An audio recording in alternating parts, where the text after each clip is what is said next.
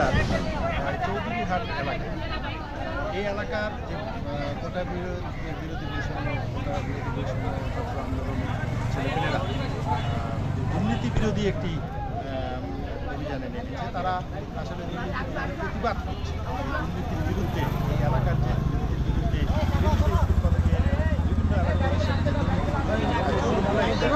প্রতিবাদে তারা এই করেছে।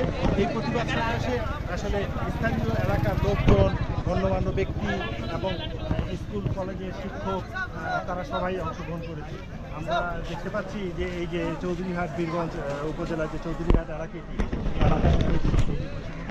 সমাজ ও চৌধুরীহাট এলাকার সর্বস্তরের মানুষ, এমনকি স্কুল কলেজের ছাত্র ছাত্রী সবাই আসলে অংশগ্রহণ করেছে এবং ব্যবসায়ীরা তাদের দোকানপাট বন্ধ রেখে মূলত এই প্রতিবাদে অংশগ্রহণ করেছে। এই দুর্নীতি বিরোধী যে আপনার মানববন্ধন, এর মুখ্য হচ্ছে এই এলাকার একটি দীর্ঘদিনের প্রতিষ্ঠিত স্কুল ছিল, যেই স্কুলটি হচ্ছে আপনার এই চৌধুরীহাট উচ্চ বিদ্যালয়। এই উচ্চ বিদ্যালয়ের যে প্রধান শিক্ষক, তার প্রায় 30-40 বছর ধরে স্বেচ্ছাচারিত কার্যক্রমের বিরুদ্ধে দীর্ঘদিন ধরে এলাকার লোকজন আন্দোলন করে যাচ্ছে। ছাত্র বিরোধী কোটা বিরোধী কোটা আন্দোলনের পর আমাদের এই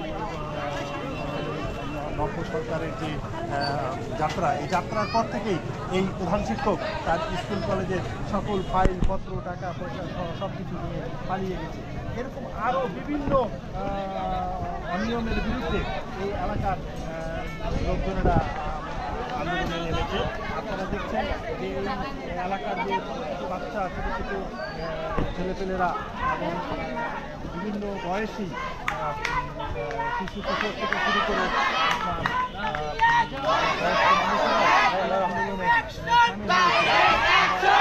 কথা বলতে যাব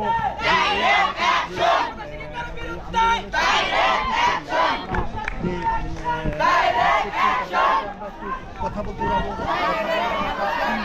আজকে যে আন্দোলন ছাত্র হয়েছে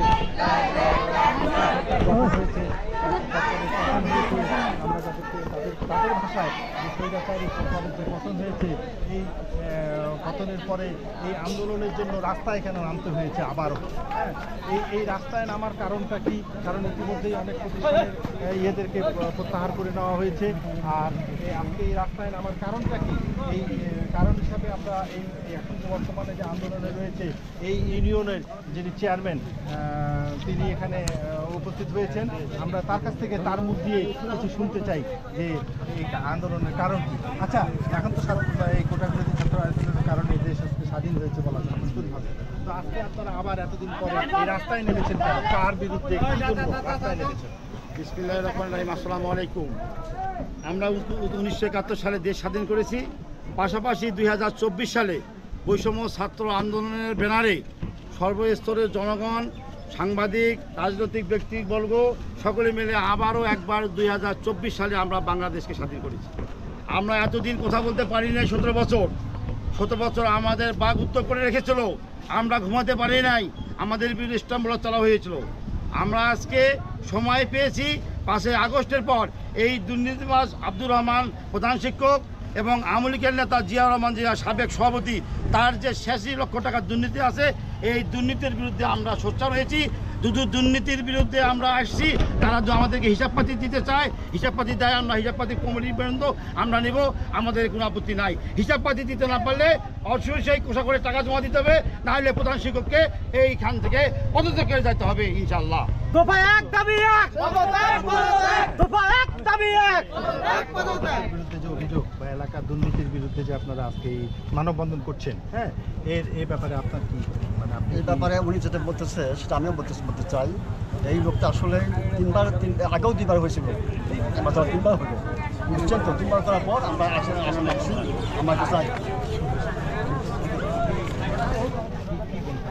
মানে আমি যে কথাটা শর্টকাটে বলতে চাচ্ছি যে এই প্রধান শিক্ষক ইতিপূর্বে 2বার সাসপেনশন হয়েছিলেন এই দুর্নীতির দায়ে, এবং এই ফ্যাসিস্ট সরকার থাকাকালীন সময় এই অত্র এলাকার ইউনিয়নের আওয়ামী লীগের সভাপতি, অত্র প্রতিষ্ঠানের সভাপতি তৈরি করে উনার মাধ্যম দিয়ে বড় একটি নিয়োগ বাণিজ্য করে এই প্রতিষ্ঠানটাকে ধ্বংসের পথে নিয়ে গেছে।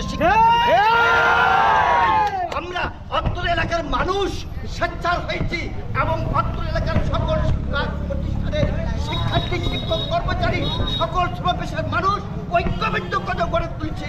আমরা এই প্রতিষ্ঠান প্রধানের পদত্যাগ চাই, পদত্যাগ চাই। আসলে এই যে মানে একটি প্রতিষ্ঠান এই এলাকায়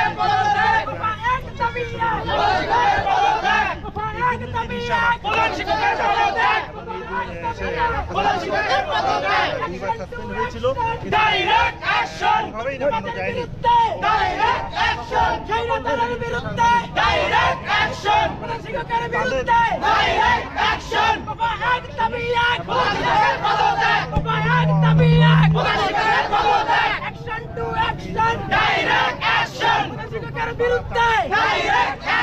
দুর্নীতিবাজের বিরুদ্ধে অ্যাকশন